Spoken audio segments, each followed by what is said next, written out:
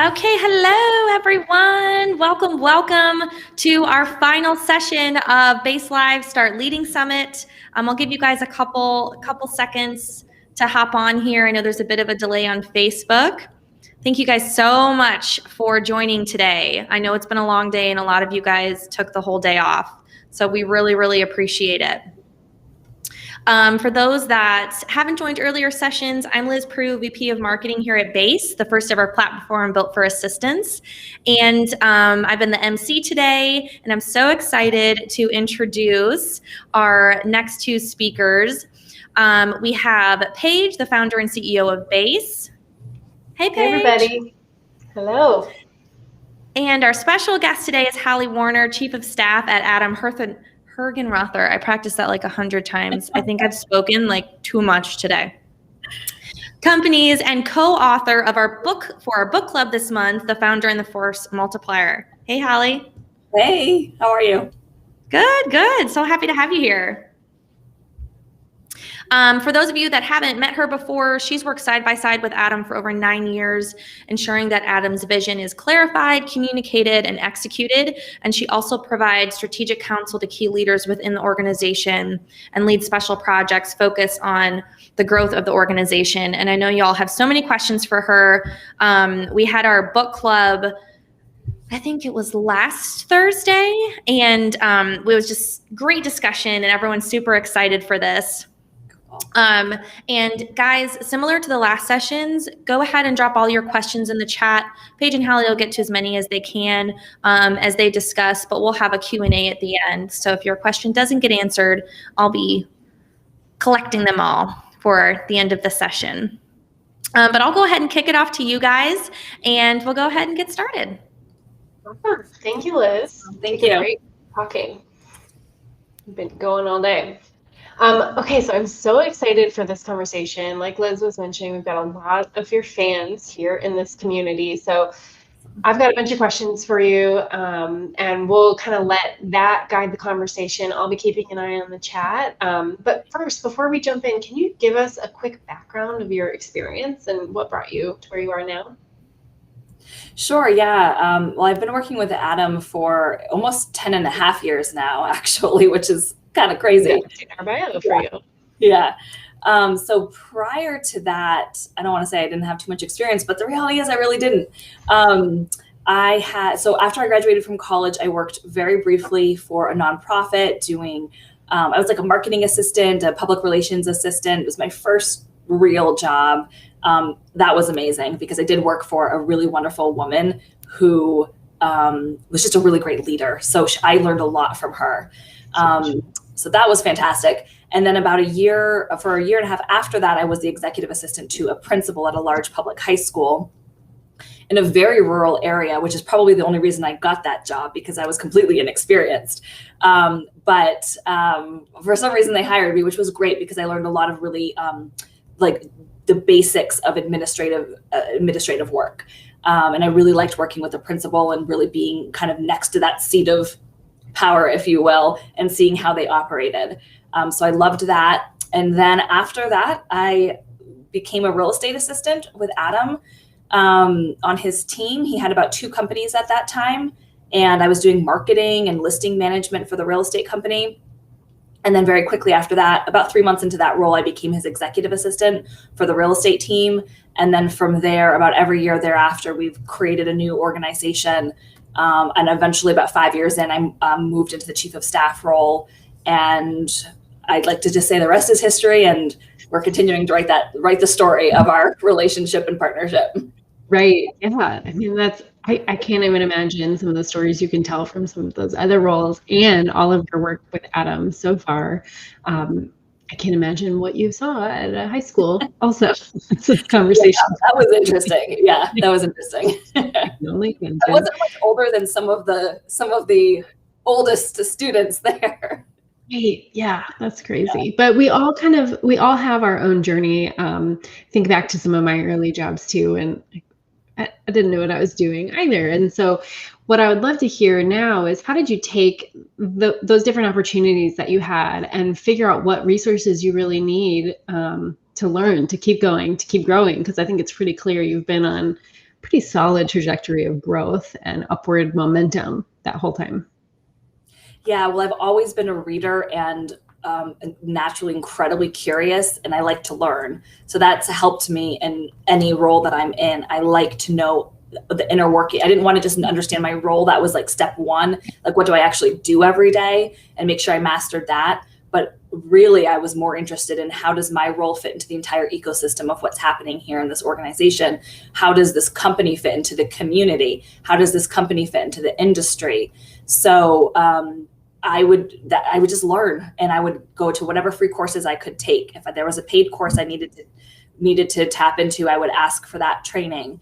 I would take as many free summits like this, or attend paid summits and learn about my role. But really, for me, a huge piece of it was reading and research, and reading articles and tapping into the people who have done it before me and learning from them, and what books did they read, and what courses did they attend, or what articles were they blogs are they subscribed to get information. And that's really how that's how I continue to develop my career today, is by doing that. Yeah, it's something we talk so much about here at BASE, and certainly on our BASE Live events, about the importance of really understanding the objectives of not only the executives that you work with, but the organization as a whole. If you know where this thing wants to go, what's your mountaintop that you're trying to climb, and ideally what are some of those steps along the way and obstacles that you're going to come across, I think that that's crucial. Did it just come naturally to make sure that you built in time to do that, or did you have to really be intentional with prioritizing that? Yeah, that's a great question. So in my free time, I like to read. So that wasn't necessarily a difficult task for me, but I had to be intentional about what books I chose, because I could very easily reading fiction for days, and I had to get very intentional about which books were going to be the most important for me to read. So in the beginning, it was the basic things like Traction or Scale Up, or Profit First. Simple Numbers, Straight Profit, I think, is another one. Anyway, just like the really basic business books. So The Millionaire Real Estate Agent, so I could understand the real estate industry better. And then over time, it became more intentional about reading leadership books and listening to podcasts and listening to audio books. But I try to build it into my day as much as possible, right? Like on commutes, which many of us are not doing currently, but maybe when you're getting ready for the day, getting ready for your Zoom calls, listening, even if you just listen to 10 or 15 minutes a day, like it adds up over time. And then the other thing I did in the earlier days was, and I actually still do it today, it's just a different time, during my 30 minutes or 20 minutes that I would take to eat lunch at my desk. Yes, I did. But that for me, that was, as an introvert, the perfect time to go through, and I would save a bunch of resources and articles. And then I would just go through and make sure I was staying up on industry news, or maybe read something from Forbes or entrepreneur.com or something, so that I was making sure I was had enough input into my day. And now I just do that usually in the morning before my day starts. Yeah, I found that all of my podcast listening has shifted to when I'm getting ready, because you're right. I don't have a commute anymore. Right. And I also really have to be intentional about blocking time for learning personally, because I find that my brain is so fried at the end of the workday, and with family life and all those other things, like if I don't block it, it doesn't happen. So I have to know, because I'm sure that people are wondering, what are some of your favorite resources right now? You've dropped a couple names, but what podcasts are you listening to? Any books you read recently that you love? Yes. And I'm gonna forget what they are. I read a couple of Annie Duke books recently that I really liked. Thinking in Bets and then How to Decide were two really, I liked Thinking in Bets a little bit more. Loved that. Loved the new Mark Randolph book, That Will Never Work, about Netflix. Loved that.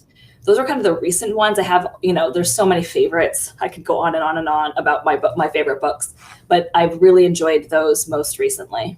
And Untamed, if you want something in the personal development growth world, Untamed was it for me. I know I've bought that. I've lost count of how many copies of that book I've bought. Yeah, for people. me too. Okay, awesome. So talk to us a little bit about entrepreneurial mindset. I'm sure that all of this continued learning and growth that you've been focusing on has helped shaped what that means to you. So if you could describe kind of what does that mean for you, and what advice do you have for our audience right now on how to harness this within themselves, given the huge variety of roles and experience levels and challenges that they're all facing? Yeah, I mean, I of course have an advantage working for an entrepreneur. So I mean, I'm next to that all day, every day. But turns out I'm actually quite entrepreneurial on my own, and I didn't realize that, which was interesting. And to me, it does not necessarily just mean taking risks, because I'm not completely risk averse, which is why I work with an entrepreneur and I'm not the entrepreneur. But it means being creative and problem solving creatively, and being able to think long term and strategically, and not being afraid to share what your idea is. And it's okay if it's wrong or if it doesn't end up working ultimately. But for me, a lot of that starts with, and I think this is what great entrepreneurs do, is they are very, very self-aware. And I always like to start there with anyone I'm really talking to, because entrepreneurs are entrepreneurs because they have these massive visions of what they want to create in the world. And that does look different for everybody. So to me, it's getting very clear on who you are, what you want your life to look at, knowing where you're going, how do you want to show up in the world, what do you want to create, how do you want to give in the world, how do you want to be in the world, how do you want to lead, who do you want to lead, all of these things. And it can take years to do that, but you've got to start somewhere, and you have to just start that work.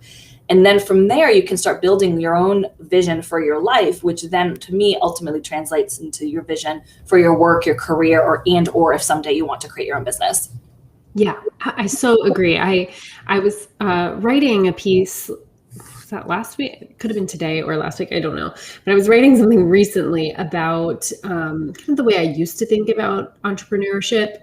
It used to kind of seem binary in my mind. Either you were an entrepreneur or you're not. Right. And really, the more I dig into it, and the more I work on growing this business, and the more I work with others who are doing the same thing, whatever facet that looks like, whatever their title might be, it's really people that are out there seeing a problem and doing something about it. And all of those things that you said fall into that in my mind, where it's like, you don't have to check all these boxes to be an entrepreneur. You need to see a problem and try to solve it as a means of making the world a better place, whatever that impact looks like. Ideally, you're working to make the world a better place. And to me, that lowers the barrier of who qualifies as an entrepreneur and what that has to look like in practice. We can all do that in any role. Lots of capacities. Yeah, absolutely. I totally agree. I love that. So we know that you've got a very close relationship with Adam, and one that is to be admired and strived for certain. So can you share some advice or best practices for what you recommend for strengthening relationships with executives, primarily if you're not in the best starting place right now? Yeah, it's always so hard. It's a challenge for sure. And it always starts with communication, which is so easy to say, but sometimes hard to do in practice. And if you're not, I always like to think, if you're not in a good place, can you go have that conversation I'm a very honest and direct person. So, and I know not everyone is, but can you just level the playing field and go to your executive and just be honest with them and say, I'm not sure if this relationship, or I don't know if we're on the same page, but here are some tools that I think could help us get there, or here's why I want us to get there. I do think being a great leader, a lot of it has to do with being vulnerable. And if you can't be vulnerable especially with your executive that you're working that closely with, it likely is not going to be a long-term partnership. And then we have to go take a few steps back. Does that mean you need to go work on your confidence? Does that mean you maybe need to go work on finding a couple of scripts that you can maybe write out and practice with somebody that you trust before you, there's lots of tactics we can go, but to me, it's always about, you've got to start with the conversation and just lay it out there and work with them and say, where do we go from here? Here's where I think we could go. And here's what I think we could do. Bring a solution, of course. And then see where the conversation takes you. Yeah, I've separating out my role within my organization and my personal, I guess, comfort level, I personally, it doesn't come naturally for me to raise my hand and say, I don't like this, or here's what I need to be successful. And I think that this rings true for a lot of people in an assistant type role, where we're there to support another as the means of of what we're providing to this business. Right. And now with me working with a team of people that I've chosen to be in these positions, boy, do I admire it when they have the confidence and the bravery to really raise their hand and say, here's what I need. Like you brought me in based on this big vision that you have. And if I'm going to help you achieve that, then I need X, Y, Z to do that. Mm-hmm. Otherwise I'm not for success. And there has not been a single instance in my experience where even if I can't always say yes, there's never been a single instance where I think poorly of that individual. And I think that discomfort is so important to get through, and it's taught me a lot professionally as I'm trying to advocate for myself too. Well, and this, Adam and I always talk about this stuff, is going back to why it's so important to start with self-leadership and working on your personal growth. I mean, that's the root of everything, because with everything that you were just saying is about letting go of the outcome. Typically somebody's not going to have that conversation because they're afraid of what the outcome might be. But if you've let go of whatever maybe you'll get fired, maybe you'll get a raise, maybe whatever it is, you're going to be okay as a human. And then when you have that power, you can go into any conversation and be okay with whatever happens, because no matter what happens, you are okay. Yeah, you're being true to yourself there. Yeah. What advice do you give for how you go about when you see an opportunity of something that maybe is outside of the scope of your work and you want to up level your role, whatever that might look like? Mm-hmm. How do you go about that typically? Yeah. Well, ask for it. I mean, right. I mean, and maybe not even ask, really. I like to say, just volunteer for it and say, I'm going to take on this project. Is that okay? And generally, no one's going to say no. They'd love it if somebody else took on a project or raised their hand and took on that new opportunity or new responsibility. If you have somebody who you're working with who's a little bit more resistant, I like to sometimes use like a trial period where you can offer, is it all right if I take over this project or your inbox or whatever it is for 30 days? Let me test it out. Let's see how it works. You can give me feedback along the way. If you don't like it at the end, we'll reassign it to somebody else. But if you like what happened, great. And I'm going to keep on doing it. I think there's so many, it depends on who you're working with, right? There's nuances here, but as long as you come with a plan and come with it confidently, mm-hmm. very, very, very rarely are you going to get a no. Yeah. I think ultimately people like to feel seen and understood. Mm-hmm. And if you come with a thoughtful approach, and something we talk a ton about internally at Base is like an ownership mindset. Like, do you feel like this is your business too, and that you have a stake in its success? Mm-hmm. And oftentimes the way that manifests is being proactive. Like, I see a need, I'm going to fill it. Going back to the entrepreneurial mindset. And I'd much rather 1000% of the time, I'd much rather someone try out something, a new initiative, some expansion of their role, and us say, thank you, here's how we can tweak it, rather than there not being any action. Yeah. And sometimes I think there's maybe there's like a knowledge gap that maybe you don't have to do that new thing. But that's, again, like you said, just being proactive. Go get all of that knowledge. Go pay for your own certification on something and come back and say, here, now I have my project management certificate and I'd like to take on XYZ. I just think you're right. Ownership, but really taking charge of your own career and not relying on other people to hand you opportunities or to ask you if you want to do something. You've got to be raising your hand and keeping your eye on those opportunities constantly. Yes. So bandwidth is a huge piece of this. How important is technology for you in your role? And do you feel like that has an impact on your bandwidth and your ability to do some of these more strategic things? Yeah. The short answer is yes. I could not do my job without technology. Especially now, right? Yeah, right. Absolutely. I mean, whether it's just constant communication, or, streamlining systems and processes. I even think of technology in terms of just podcasting. Like that's a lot of what Adam and I spend our time on is content and building the overall messaging around our organization. So being able to do that in a really easy, scalable way, being able to publish books on our own, like that was because of technology and Amazon. So to me, those are, like it's everything. Yeah.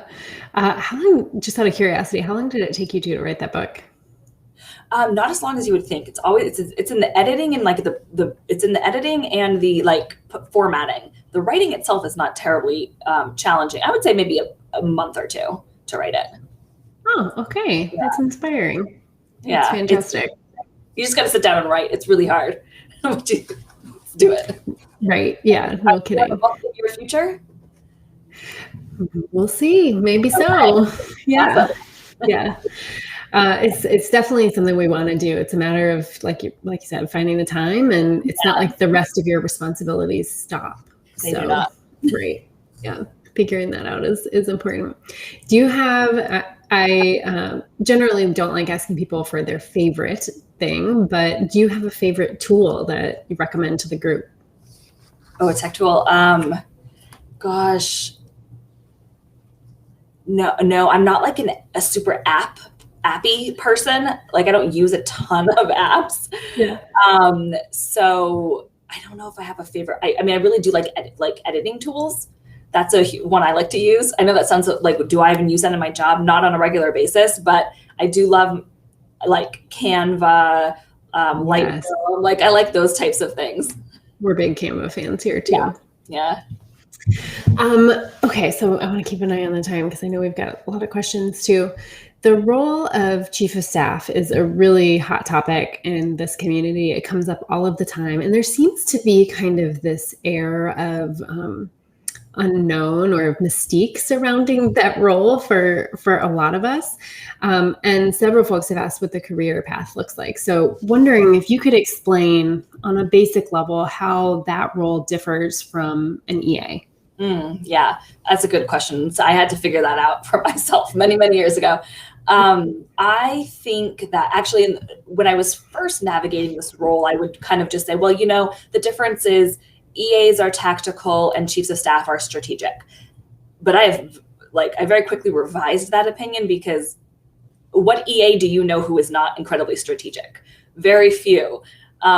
So EAs are incredibly strategic and chiefs of staff have to tap into their tactical skills constantly. So that was not a very good description, although I think that is often used. How I like to think about it is EAs operate more.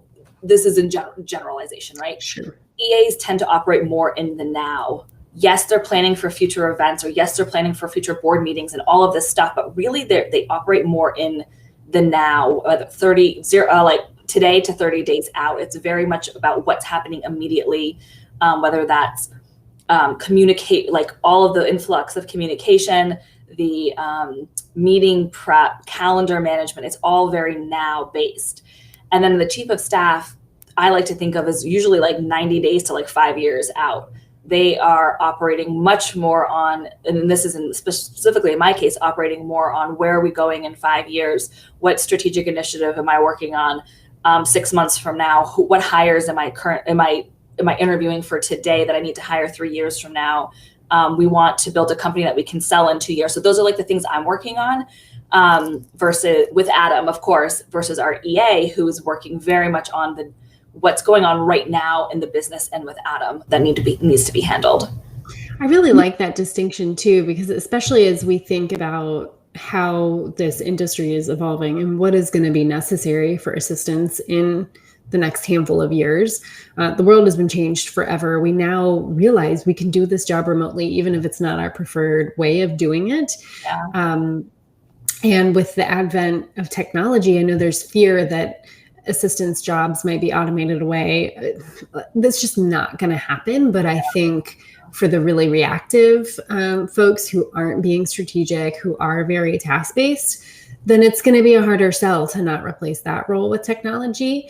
But for those of us that are really ingraining ourselves in the organizations that we're a part of and that are being strategic, wherever we are on that, I kind of think of it as a spectrum of EA to chief of staff, wherever we are in that spectrum, it's irreplaceable.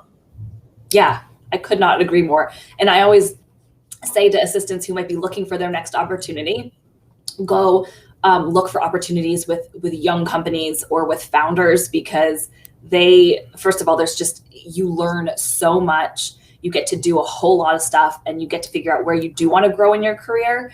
And most of them are visionaries, or a lot of them are, and no matter what, they're never going to want to do any of the tactical day-to-day. They're likely never going to want to touch a tech tool ever, or very, very infrequently. At least Adam doesn't. So he's always going to need somebody to do that with him and for him. So, yeah. Yeah. Gosh, I really like that a lot. And I think this is becoming more true on a broad scope, but especially what I see in the startup world, the EA role in the first, say, Series B and before that is really very much like an apprenticeship role. And it seems like that's a similar experience to what you've had with Adam too. Like, yes, you've got all these tasks and responsibilities, but you're a real estate entrepreneur too. You're starting all of these other businesses that you're part of that are not necessarily in the scope of your job. So whatever is next for you, if you want to start up your own thing, you've got chops to do that. And that is harder to do sometimes in more established companies that just aren't moving as fast. So that's a great point. Absolutely. I really like that. So oh shoot, I lost the question. Okay, maybe Liz will drop it back in. I can't scroll on this tool that we're in. Okay, so I want to talk a little bit more about the book. Like we've mentioned, it was such a big hit at our book club this month. People loved it. It was a really dynamic conversation. And so I want to spend a little bit of time talking about it. First, can you define force multiplier for us, for those of us that haven't read the book? Yes. We like to say, there's a little chat there, that the force multiplier is the strategic partner that works with a leader to build and run a wildly successful organization. In other words, it's the right hand to whoever this leader is. I know it's very broad. A lot of times we really refer to it as an EA or a chief of staff, but it is that partner who is running next to this leader. I love that so much, because titles in this industry are all over the place. And that really gets at the root of what you're doing there. I always think of it as leverage, and it's a big part of what we're doing with Base as well. This concept of downstream leverage is really important here. So you're providing leverage to Adam. Assistants provide leverage to their executives. What happens if we give those assistants more leverage? It's an outsized impact on the executives and the organization. Which is really important to us. So Liz did drop in this question here, which is definitely related. I've been told EAs are the catalyst to the team. What are your thoughts on that? Which I could probably guess. Yes, I think so. I mean, that is such a huge piece. Well, that's a huge piece of the leader's job, right? Is to be casting that vision and to be inspiring and motivating and providing clarity for their entire organization. But sometimes that can be too big. And so I do think EAs are the catalyst to actually be bringing that vision and making it a little bit more digestible for the team members to actually go and take action, which is what really is the entire point of having that big vision, is to go make it happen. And I do think that EAs are really that, whether you want to call it the glue or the conduit. I like to say that we are often just connecting the dots across the organization, and really making things happen. Yeah. Okay. So I'm going to tie two questions together, and you can answer it all at one or in two parts. So I would love to hear your favorite pieces of advice from the book that you want to make sure kind of everybody is paying attention to, the most relevant pieces. And then within that, what advice do you have? This was from the chat. What advice do you have for a seasoned admin who still wants to be relevant? 51 years old and over 20 years of experience, and technology changing as rapidly as it is. How do you stay on top of that? So two separate questions there. relevant in tech. Okay, you may have to repeat that last one, but Sure, I no wrote it down. Okay. From the book, there's probably a couple of key points. One is actually similarly to what we just talked about, the whole casting the vision, the EA being the chief of staff being kind of the conduit to making sure that actually gets implemented. We really like to think about it, whether it's, and sometimes there's three, right? It's the EA, chief of staff, and the executive, the three of them together, or whether it's a partnership of two, they really have one big job, and that's leading and growing the organization. And they just happen to each have their own role in doing it. And that's how Adam and I like to describe it. Adam and I have the same job. We're just doing two different parts of it. With our PA EA, we all have the same job. She's just doing a different part than I'm doing and that Adam's doing. But together, we're just doing this one hugely important job for the company. So I always like to emphasize that, so that you really got to be working in tandem. Yes, and it like you can't do that if you're not really aligned with the goals and objectives. Yeah, that's crucial. Do you want me to repeat that other part of the question? It really is two different questions. Seasoned admin, how do you stay relevant, specific to tech or just in general? I think just in general, yeah. Yeah, well, I mean, the constant learning, the fact that I think it's Veronica, is that who it is? The fact that she's on this call and tapping into this sort of training is going to keep her relevant. And then actually, to your point earlier, Paige, making sure that it's not just about the skills. In fact, I'm sure Veronica has the majority of the skills that she needs to do her job incredibly well. It's going to be learning more about whether it's a leadership. I mean the skills, like the tactical skills, learning about leadership. How is she with her business partner, her executive? What does their relationship look like? Can it be better? Are there new responsibilities or more responsibilities that she can take on, that maybe there's another admin that she can mentor? Maybe there's an entire group of admin in her organization that she can mentor. To me, that's how you stay relevant, is by just continuing to grow your own skills, your own leadership, and then giving back. Yeah, absolutely. And I echo all of that. I think there are so many resources out there for us now, and devouring those whenever you possibly can, and then building an action plan from that over. Here's where I want to be, whether you share that action plan or not, but here's where I want to be in 6 months, 12 months, 3 years, whatever that looks like, and plan ahead for that, and build the community. There are a lot of people in that position that are focusing on future-proofing their role, and don't have to go through it alone, for sure. Yeah, that's a great point. So speaking of the future, I would love to chat with you a little bit, and you may not know the answer to this, but how do you see the chief of staff role evolving in this new hopefully almost post-pandemic world that we're living in? Yeah, I'm not sure I have a good answer to that. I can talk a little bit from my own experience. That one thing, but prior to the pandemic, Adam and I had been very much like we need to be right next to each other, working every day. So that's actually changed quite a bit for us. And I know that sounds, because who would have thought an EA or chief of staff could be so, remote and still be as effective? Well, it turns out you can. So that shifted our thinking quite a bit, which opened up new opportunities, not only for ourselves, but also for other hires that we plan on making throughout the organization. I imagine that is the same for a lot of companies out there. It's just completely changed. And we were already moving in a remote direction, like most organizations were.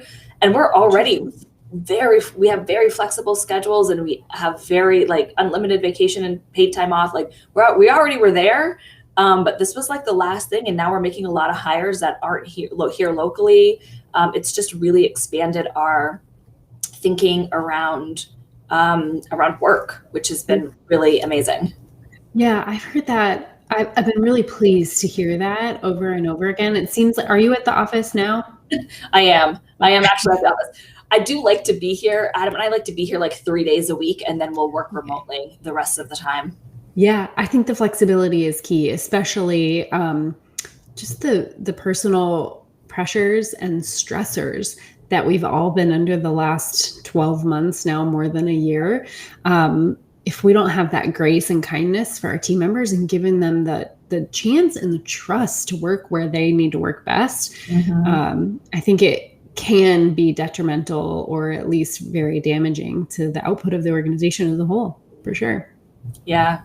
And as far as like the chief of staff role specifically, I do think there's so much more training and education out there around the role specifically. I mean, I'm still learning. Everything I've learned so far, I've just kind of taught myself. There weren't organizations when I first became, in associations when I first became a chief of staff, at least none that I could locate that weren't government or healthcare specific. But I do think it's much more common in the startup world now. And a lot of corporations are starting to see the benefit of having the chief of staff role. And now we're starting to like define the different types of chiefs of staff, and like you mentioned, the different career paths for a chief of staff. Where do you go after you're done being a chief? Personally, it's the perfect role for me. I don't plan on going anywhere. But for other people, it's a training ground to be a C-suite exec or to go start their own business. So there's lots of options. Such tremendous access in the EA and chief of staff role. It's apprenticeship is the best word that I think of. It opens so many doors, and you've got access to so much information. It's really, really, I think it's such a crucial role. And I think we're also seeing a cultural shift, the beginnings of it anyway. If we have our way, we're going to see much more of it in the future. But people are becoming more comfortable outsourcing, just in general. Yes. Think about Instacart and what that's done for so many people.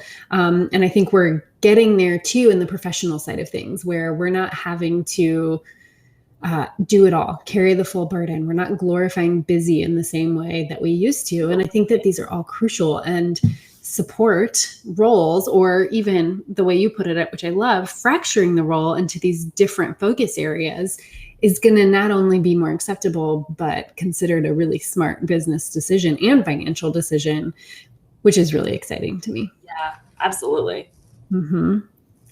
So we're going to wrap up in a couple minutes, but I want to give a chance for anybody that has any other questions, drop it in the chat, and we can get to them live.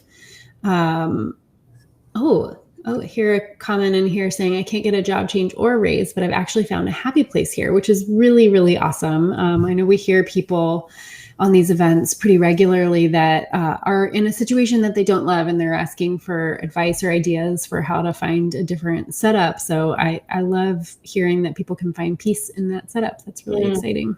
That's amazing. Okay, so does anybody have any other questions that you want to get answered while we're live?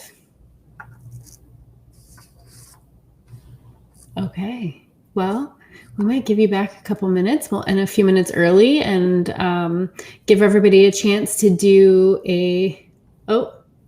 one question. I'm sorry. Okay. I lied. Good. And then we can have a bathroom break before the happy hour. So we're hearing a bit about the EA role being split up into VAs to cover traditional EA roles and moving the rest of the EA to more of a chief of staff role. Have you heard anything about this or have thoughts you want to share? That's interesting. I actually haven't heard. I could see it maybe happening.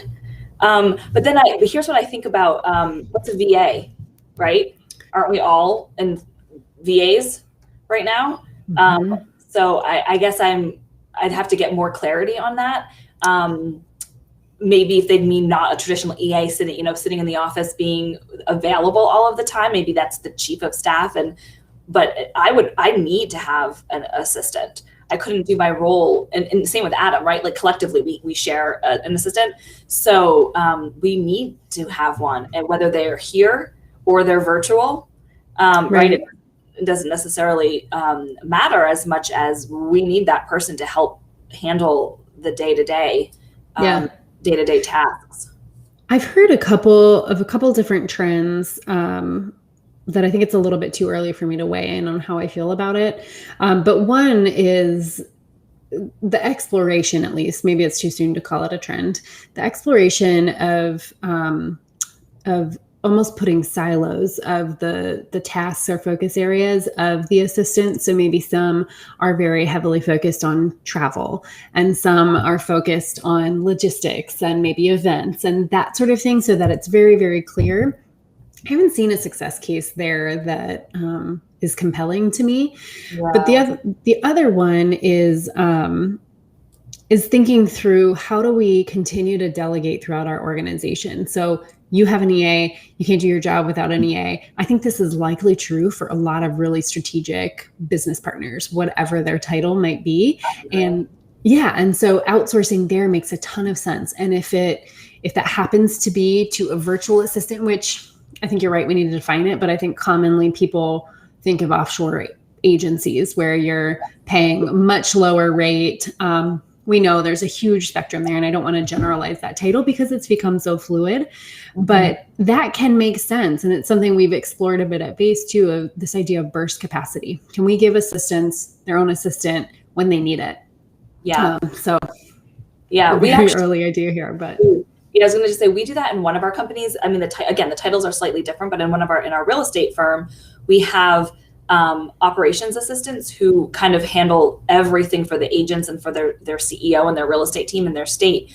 And they do have an outsourced virtual assistant who handles some of the back end task oriented stuff. But I will say, we have VAs who've been with us for 8 years, 7 and like 5, 6 years, like for a long time. So they are a part of our team.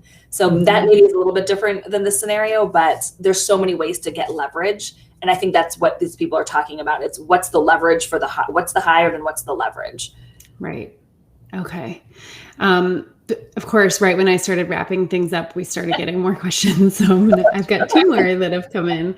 How do you handle it when your services are offered by your executive to their direct reports for help on a specific project, and their direct report starts attempting to use you as their admin? Any tips there? Ooh, great question.